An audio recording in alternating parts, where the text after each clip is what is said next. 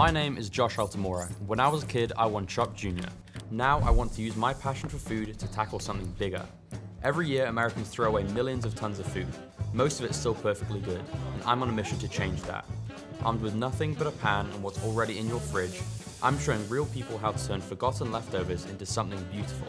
No waste, no judgment, just heart, creativity, and a little heat. Because good food shouldn't go to waste, and cooking should be something we can all do together. This is The Leftovers. We heard this family right here has a very busy life. They're restaurant owners, they're parents to 5 children who all have a busy life as well. So we thought we'd come and cook dinner for them. And I can't quite remember the first time I wanted to start cooking because I was probably 8 years old. Having an Italian family who makes really good food at home, I always wanted to know how to get more of that. And then when I was 11 or 12, that's when I really started to want to take it seriously. Started to become friends with people who owned a bakery in town, so I started working there. And then I found out about Chopped Junior, and then my whole life changed. What's going through your head right now? I want to win.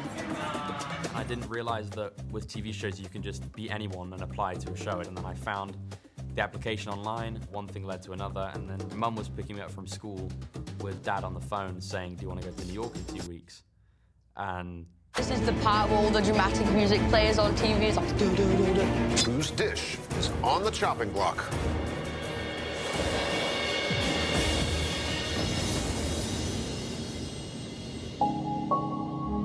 Kiara, you've been chopped.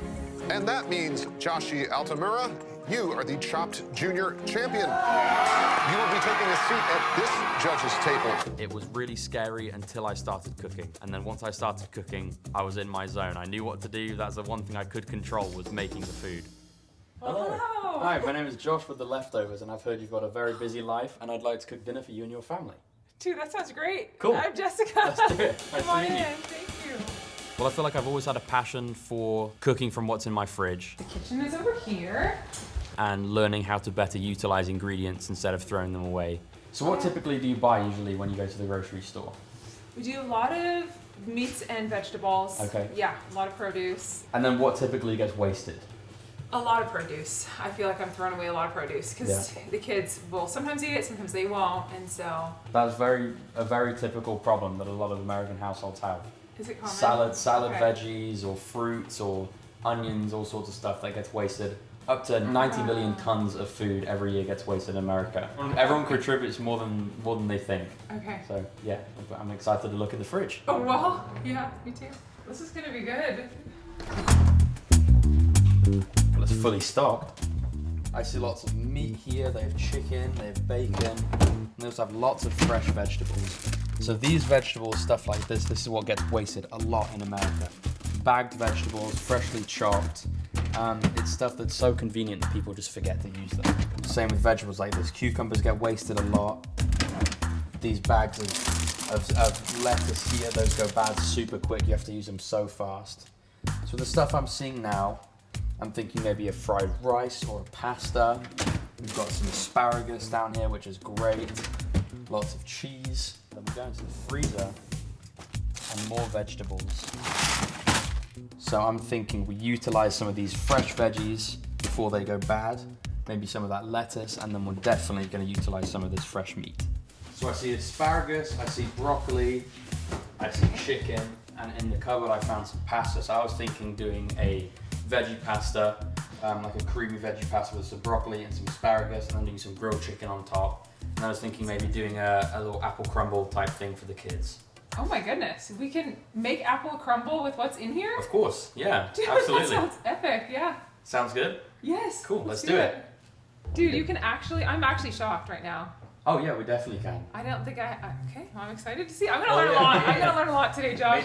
When we first got married, she would say like, "Oh, I made a vegetable medley tonight," and I'm like, "Oh, okay." I get home, it's stir fry, and then she'd have a different name for it like every night of the week, but it was stir fry every night. So stir fry is the answer, and it still is, pretty much.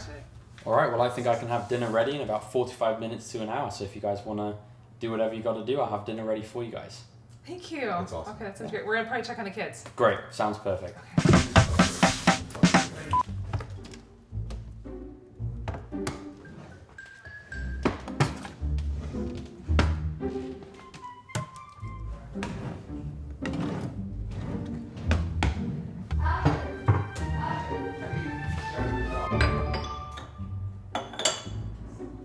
So I've got a pot out here for the pasta. I think I'll boil the pasta first.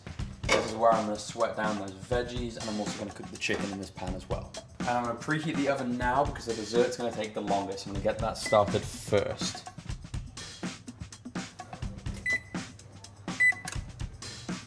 Okay. So apple crumble is a British staple. I've been having apple crumble since I was a kid.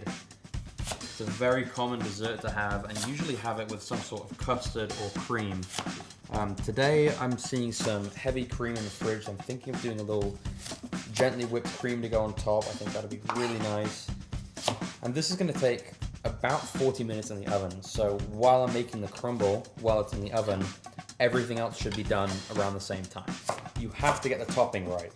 The topping is so important. But when I looked around for oats, I couldn't find any. Typically you use Silka oats, rolled oats, or instant oats, something like that. But I couldn't find any. But I did find instant oatmeal. Now these are gonna be a perfect topper for this crumble.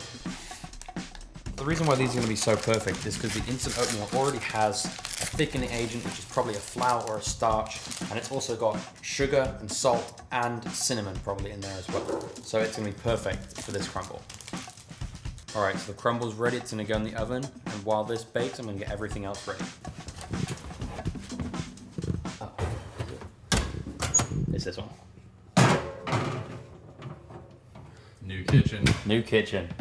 So a common misconception about pasta is that people say salt the water, but I don't think people understand how much you should salt the water. Salt it like the ocean is what I like to say. When you're making asparagus, this is a tip that I learned from my grandma. What you do is you want to bend the asparagus until you find a point where it snaps. This bit, that's gonna be rubbery, that's gonna be hard, and you're not gonna enjoy eating it.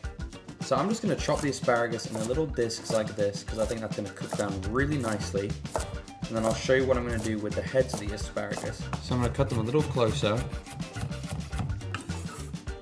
And then when I get to the head, I'm gonna cut it right down the middle, just like that. So then you don't have too much of a bite in each bite. One thing that gets wasted a lot is broccoli stems. You should never waste your broccoli stems. They're super high in nutrients, and they also taste great. They just taste like the broccoli, but without the leafy part. I've never had a passion for school. I graduated at 16, so I skipped like a year and a half of high school. But all of my friends kind of had niche passions as well. So I was surrounded by a group of people that didn't want the typical career path. So I never felt singled out by wanting to do something a bit out of the ordinary. A lot of people had respect for what I wanted to do because I've been doing it for such a long time. And I'd already proved myself at a young age that this was something that I could do full time. So this is the seasoning I used. It's got salt, garlic, different spices. And their family was getting pretty good use out of it, so I'm assuming they like it, so I thought it'd be a good idea to use that on their chicken. So with chicken, you're always looking for 165, so I think we're going to be ready in just a second.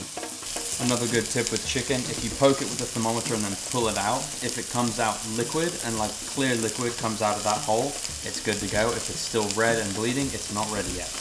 So because I'm just cooking for Ahab and Jess, the mum and the dad, I'm going to pinch the bag in about half and I'm going to cook that amount.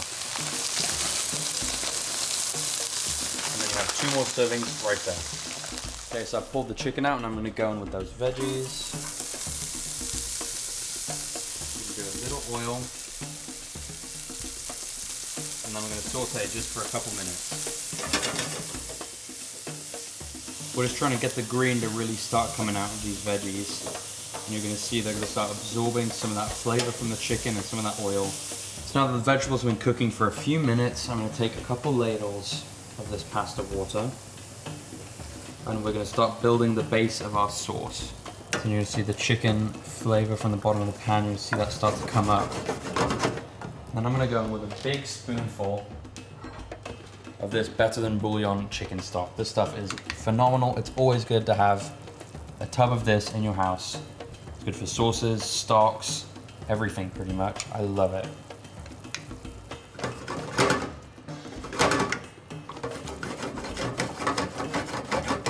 So now I'm going to start moving some of this pasta over now that it's al dente right into the veggies.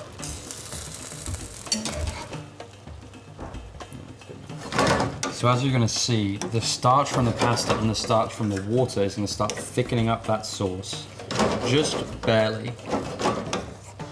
And we're going to start finishing cooking that pasta in this sauce. Got a bunch of freshly ground pepper.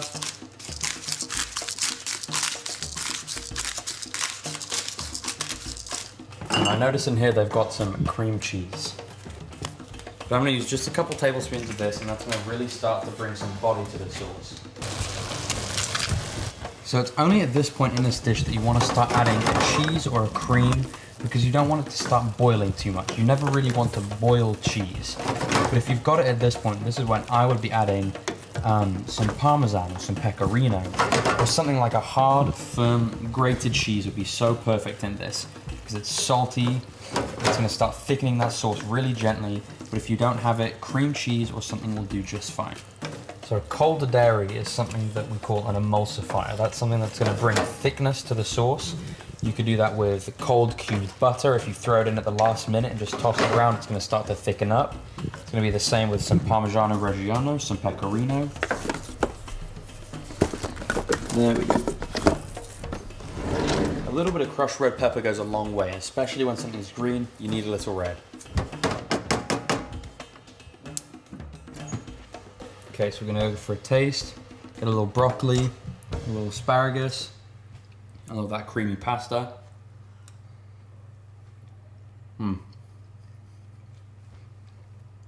It's healthy, it's filling, it's nutritious. It's light on a perfect day like this. It's ready.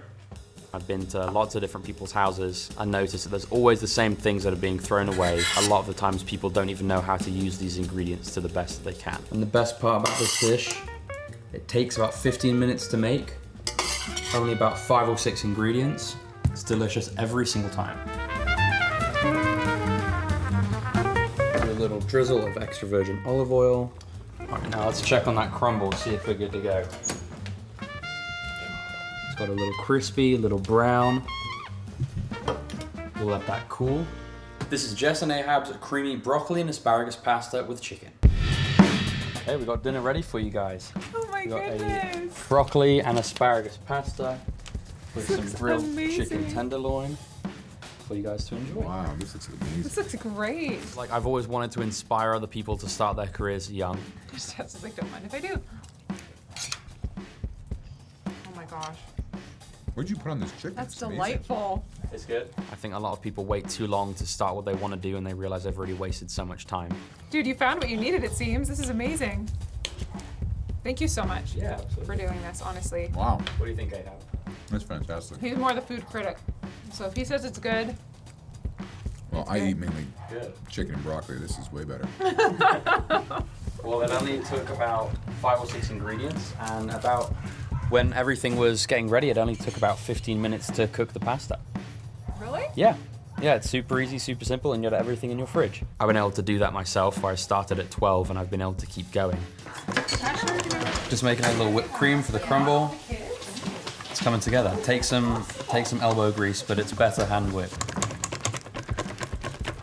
So you can see in the crumble, it gets really nice and gooey in the middle, and then it gets that crispy, crunchy top on top. Okay.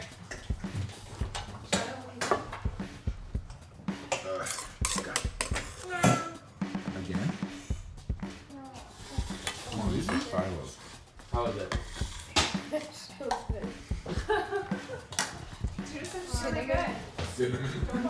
And apples. It's so good. Try it. Good. I'd love to see that 90 million pounds of food to come down just by a few million pounds.